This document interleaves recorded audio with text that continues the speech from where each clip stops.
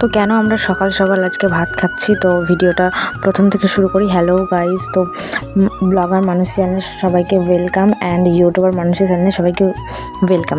ঠিক আছে, তো তোমরা কেমন আছো সেটা কমেন্টে জানিও। আমি খুব ভালো আছি। ঠিক আছে, তো এখানে দেখতে পাচ্ছ যে সকালবেলায় আমি উঠেছিলাম, অনেক সকালে আমাকে মা উঠিয়ে দিয়েছিল।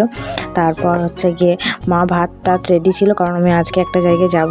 তোমরা ব্লগটা দেখলে সেটা বুঝতে পারবে। ঠিক আছে, এখানে ভাত মাখিয়ে দিচ্ছিল মা, আলু ভাতে, বেগুন ভাতে আর ভাত ছিল সকালবেলায়। আর কি বা এটা এমনিতেও আমার খুব ফেভারিট, খেতে ভালো লাগে। তো তোমাদের কার কার ভালো লাগে অবভিয়াসলি কমেন্টে জানিও। ঠিক আছে, এখানে আমার ভাই ছিল, তারপরে আমি ছিলাম। ঠিক আছে, আর হচ্ছে গিয়ে আমি এখানে ভাত খাচ্ছিলাম, আর মা খায়নি। মা যেহেতু অনেক সকালে উঠেছিল, চা খেয়েছিল। তারপরে দেখতে পাচ্ছ আর একটা ভাই, ওকে মা ভাতটা খাইয়ে দেওয়ার চেষ্টা করছিল, আর কিছুতেই বাচ্চাদের তো এত পড়ার ভয়, কি বলবো, পড়ার ভয়ে স্কুল যাওয়ার ভয়ে আমাদের বাড়ি চলে এসছে অনেক সকালে, যখন আমরা কেউ উঠিনি। ঠিক আছে, আর বাচ্চারা তো জানোই যে সকাল সকালে উঠে পড়ে। ঠিক আছে, তো মা খুব জোর করছিল ভাতটা খাওয়ার জন্য, তো ভাত খাচ্ছিলই না। দিয়ে লাস্টকালে আবার কী করলো যে প্যাক করে ওদের বাড়িতে পাঠিয়ে দিল, তাছাড়া তো আর কোনো অপশান রাখেনি না। আর আমি এখানে খাচ্ছিলাম, যেহেতু আমার ট্রেন ছিল, তার জন্য মা বললো একটু তাড়াতাড়ি কর, খেয়ে নে, তারপর ট্রেন আছে, তাই না। তো তোমরা কি সকালবেলায় ভাত খাও? অ্যাকচুয়ালি আমি একটা জায়গায় বেরোবো, তার জন্যই আমাকে ভাতটা খেতে হচ্ছিলো, কিন্তু টেস্টি হয়েছিলো খুবই। ঠিক আছে, তারপরে ওই বাচ্চাটার ওই ভাইটার দিদা, ওরা সবাই জোর করছিল অনেকবার। ঠিক আছে, তাও শুনলো না, ওই জন্য প্যাক করে দিল। আবার খাটের উপরে উঠে বসে আছে ও। ঠিক আছে, যে বাড়ি যাবে না কিছু মতেই। ঠিক আছে, তো আমি এদিকে ভাত খাচ্ছিলাম, ভাইও ভাত খাচ্ছিল। ভাই ভাত খেতে চাইছিল না, সকালবেলায় ভাত কেউ খেতে পারে না। আমি যেহেতু অনেকটা আমাদের বাপের বাড়ি থেকে শ্বশুরবাড়ি 4 ঘন্টার ডিস্টেন্স, ভাবতে পারছো 4 ঘন্টা আমাকে যেতে হয়। তারপরে আমি রেডি হওয়ার সময় আর ভিডিও করতে পারিনি। তো একবারই দেখতে পাচ্ছ যে মা আমাকে আগাতে এসেছিলো, টোটোতে চাপাতে এসেছিলো।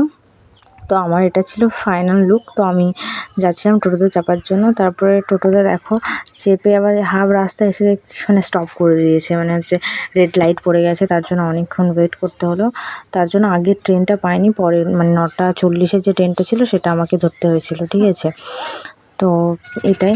আর তারপরে আমি তোমাদের চেষ্টা করছিলাম যে ট্রেনটা দেখানোর, কারণ ওই ট্রেনটার জন্য অনেকক্ষণ আমাদেরকে দাঁড়িয়ে থাকতে হলো। আমি যে ভিডিওটা করছিলাম, সবাই তাকাচ্ছিল আমার দিকে। কী বলবো গাইস, তাও যদি কোনো ভুল ত্রুটি হয়ে থাকে অবভিয়াসলি তোমরা আমাকে কমেন্টের মাধ্যমে সেটা জানিও।